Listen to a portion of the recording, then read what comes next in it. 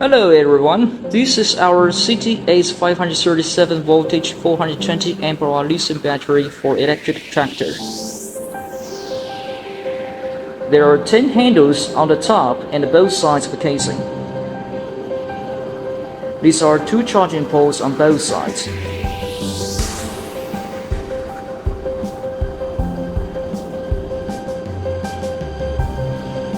It enables 2 gas charging simultaneously after opening the protected cover.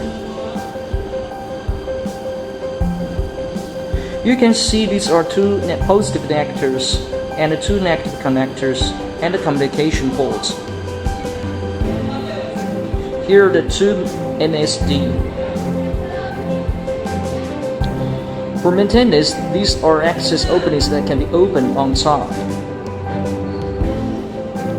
Our engineers are doing tests on tractor to collect the useful data. If you are interested, please feel free to contact us. Thank you.